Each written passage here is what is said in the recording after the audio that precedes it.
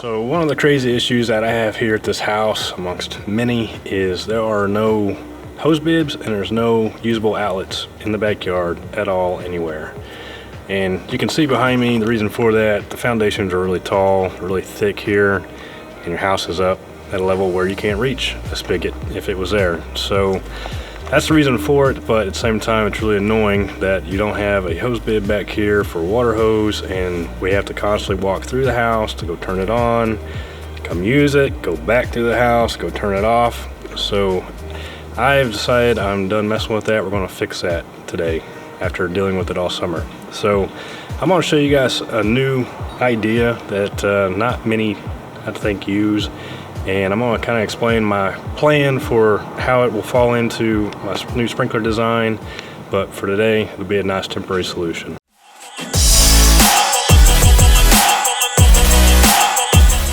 If you'd like to support this channel, we invite you to check us out on Patreon. Thank you so much.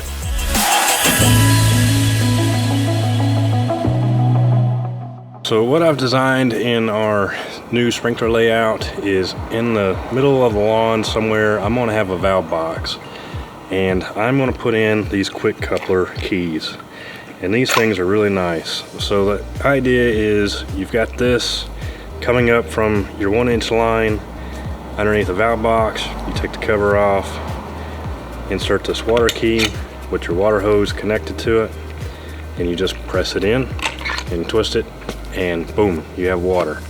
And what's really great about these is you can see the size of the intake here is you get a lot of water flow through this. So no restriction on a typical hose bib. If you really get down and look at a hose bib, and I'm going to show you this one here, how it really closes down on your water flow, this will eliminate that. So there's 3 pieces to this setup. What you have is what's called the quick coupler, and so you can get these in 3/4 or 1 inch. Mine's going to be in a 3/4. This is what's called your quick coupling key. So again, 3/4 or 1 inch. And these threads are water hose, so what they call hose thread. So this is male hose thread here. So you can put a water hose on here, but I would caution you with that, because once you have this in the ground like this, you got your hose sticking up, it's going to want to kink over, or always be in a bind and pulling on this and potentially breaking something beneath. So what you actually need is this hose swivel. So what this does is it screws on the top, same thread. This is male hose thread, not pipe thread. So this will take your water hose here, and you can see it freely swivels around anywhere you need to go in the lawn. And so that's the 3 pieces that you're going to need to make one of these work. And so I'm going to show you guys a little bit of what I intend to do with this. So this hose bib, it's separate from our house. Something I've learned this year is the hose bibs that are on the home actually run through the water softener. So I've killed a lot of our flowers and landscapes not knowing that they were going through the water softener, and the salt water was killing it all. So this one is a separate line entirely. I found it while I was digging up the front and trying to figure things out. So this is what I want to change out. I want to cut this, and I'm going to add this back in, but I'm going to change out this hose bib to a different type. And I'm also going to extend this pipe off to the back so we can do that quick coupling key that I was showing you.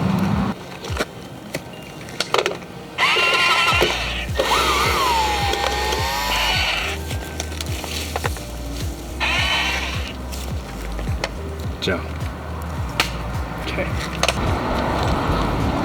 When you're messing with old pipes, always make sure you rock the blade back and forth before you squeeze down on it, kind of like you would a pocket knife. Otherwise, you're going to crush that pipe. Oh my gosh! Get the gun! Hurry, hurry! Get it! Always make sure you use primer. Yeah, and you go slow. Yeah, go slow and not make a big mess, right? Yeah. Dad, here's some inside. Have some. It's hard work, Dad. Yeah, yard care is hard work, that's for sure. Yeah, but we like doing sprinklers. We do, don't we? Yeah, it's fun. It is fun. It's fun building things. Yeah, because we get the glue and we get the play and stuff like that.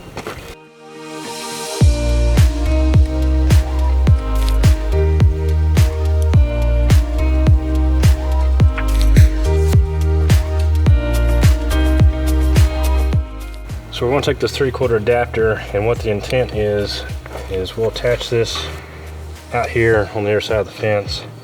I'm going to use this 1-inch 2-hole strap here to help support this up against the fence post to give it some support, so that way it doesn't get yanked around by the water hose. So that's what we need to do. Get on the other side, figure out where to cut this, how to put it together, and we'll strap it together, and that should wrap it up. So like I've said, this is just going to be a temporary solution until we get the main system built out back here. This really isn't how I would recommend doing this, although it works fine. It's just kind of a mess here for us. We've got just a ton of rock back here in the back to deal with. And not just little rock, but you can see big stuff here. So still trying to figure out exactly how I'm going to get through all that, but we'll figure it out. So let me tell you another reason why I think these are a great idea.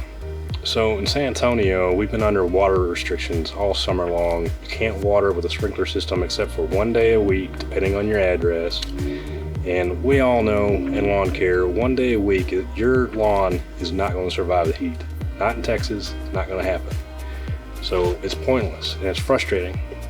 But they do say you can water by hand all you want to. So my thought was, okay, and I'll put in one of these quick coupling keys, give me a nice 1-inch, and I end up buying a 3/4 water hose instead of a 5/8, and the increase in the flow is tremendous. And so I thought, all right, I'll do that and get one of the golf course spray nozzles that do a lot of volume. I can have my front lawn watered in, just a few minutes.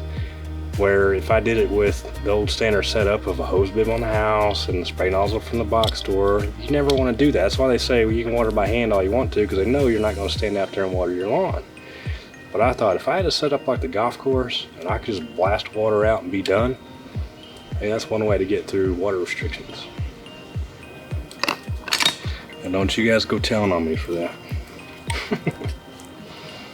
Lawn care community just went, oh my gosh. That's the secret. We can get around this. All right, so that worked out. Just need to put the strap on there.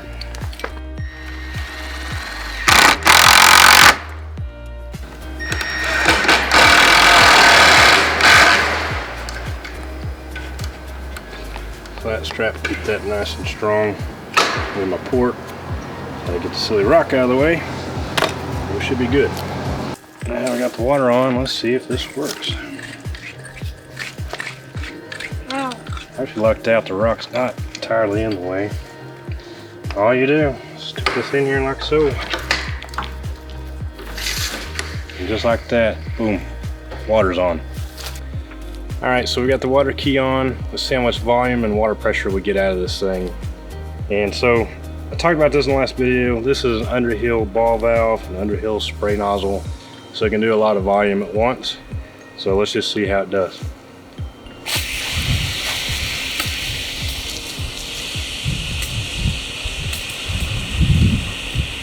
So you can see I'm hitting the fence over there. You show me another spray nozzle, I'll do that at the box store. So you can see I can come in here and put a lot of volume down here on the ground really quickly, and that's what I wanted with this. So to me, this is a way better solution than using a hose bib. So guys, there's an idea for you. Hope you learned something along the way. I know it's a little rocky, a little weird over there, temporary solution, but I think you guys get the idea. I'll do another one whenever we get the main lines in and we do it the right way, and show you guys how to do that as well. But just want to show you guys that setup, something to think about for you and your lawn. That's going to do it for this one, guys. We'll see you in the next one.